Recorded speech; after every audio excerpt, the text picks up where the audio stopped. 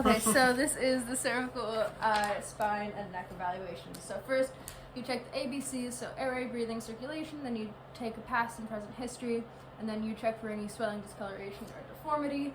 And then palpate the spinous processes all the way down to C7.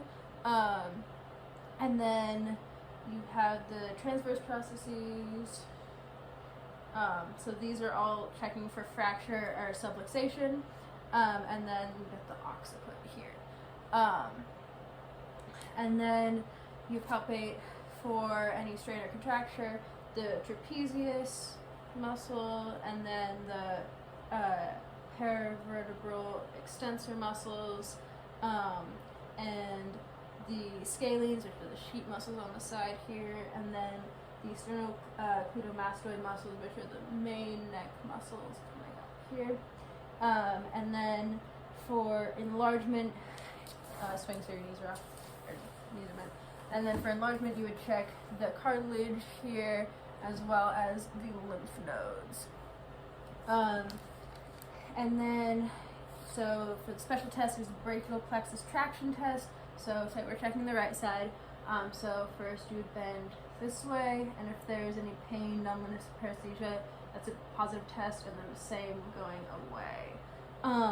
And then you would do the shoulder abduction test, so arm up like that. So if this alleviates any symptoms, then that could be a positive test for either disc herniation or nerve root compression.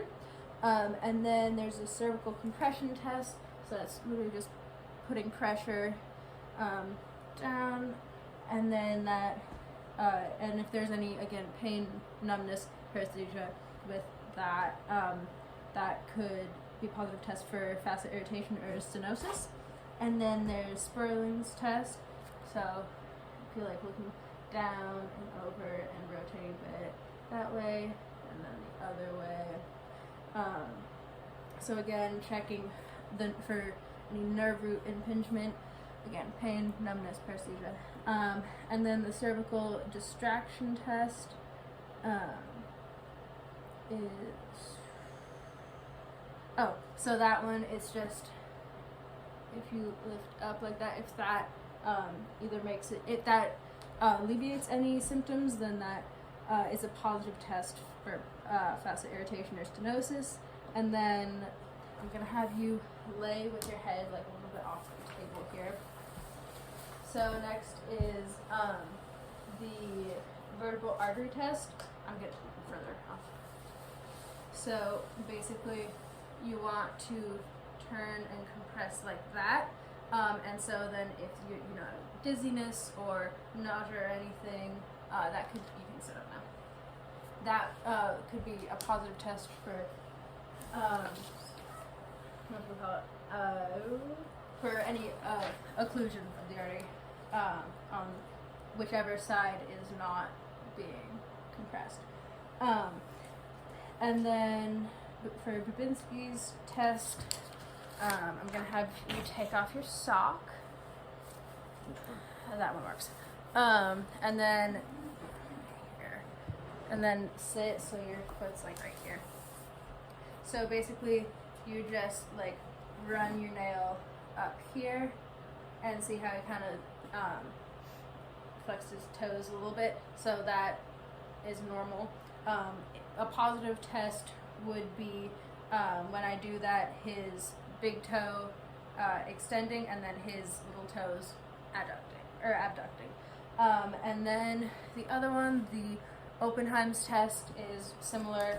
You just run the same thing down here. And again, if there's no reaction or if the toes flex, then that's normal. And if they, again, the big toe extends and the little toes abduct, then that is a positive test. And that could,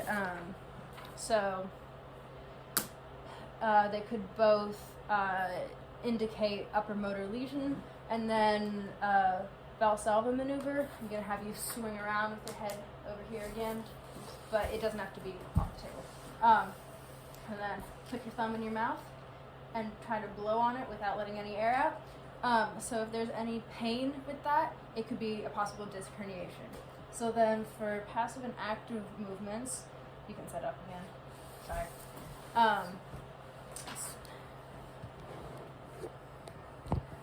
So for passive and active, so there's flexion, so head down, and then extension this way, and then rotation right and left, so look at me, the way, and then lateral bending right and left.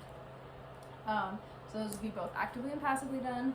And then for resisted range of motion, so for flexion, you're testing the sternocleidomastoid and anterior scalene. So just push your head all the way forward. Yes, good. And then for extension, that would be the cervical, paraspinals, trapezius, and levator scapulae. So again, all the way back. Back. Yeah. And then for rotation, right and left is the contralateral sternocleidomastoid and the trapezius. So look away. Alright, and then look towards me. And then for lateral bending right and left, it's the ipsilateral scalene, sternocleidomastoid, and paraspinals. So yeah, go that way. No, sorry, lateral bending. Oh, okay. Okay, so and then okay. And then you would check motor, so C5 is deltoids,